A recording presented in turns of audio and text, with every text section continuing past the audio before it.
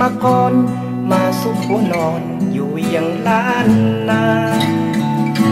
ทำงานไม่เกี่ยงไม่มีเทียงไม่มีต่อรองความรู้พื้นฐานของเราเป็นรองจำต้องยอมอดทนกล้ำกลืนเช้าสายบ่ายค่ำก้มหน้าบักบั่นอยู่กับการงานแบกปูนหามทรายทุกวี่ทุกวันชีวิตแรงงานไร้บัตรประชาชนบางคืนทำโอเช้าจนไก่โหเพิ่งได้มานอนนี่แหละนะคนกำมาก่อนสาวได้จะปองเป็นคู่ชีวิตไม่สาวมองเนื้อตัวมอมแมมอยากเป็นหนุ่มเงินแสน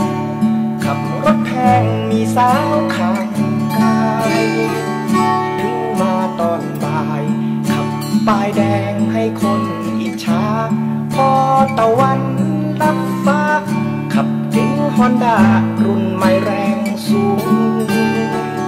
กรรมกรพลัดถิ่นมีค่าตัวละไม่ถึง200สุขกับฝันเลื่อนลอยเฝ้าคอยรับความเมตตา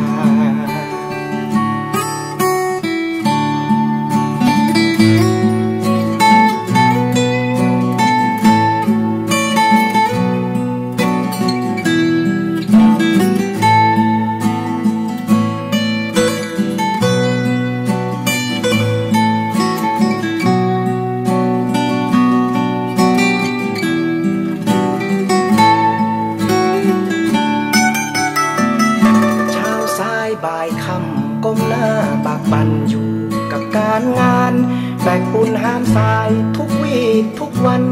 ชีวิตแรงงานไร้บัตรประชาชนบางคืนทำโอเช้าจนไก่โหเพิ่งได้มานอนนี่แหละนะคนกำมาก่อนสาวได้จะปองเป็นคู่ชีวิต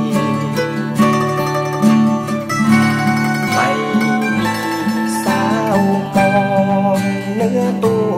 มอมแมมอยากเป็นหนุ่มเงินแสน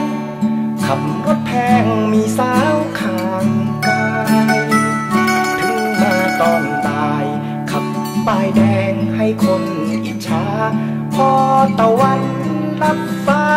ถอยรถฮอนด้าอีกคันกรรมกรพลัดถิ่นค่าตัวละไม่ถึง200สุขกับฝันเลื่อนลอยเฝ้าคอยรับความเมตตากรรมกรพลัดถิ่นมีค่าตัวละไม่ถึง200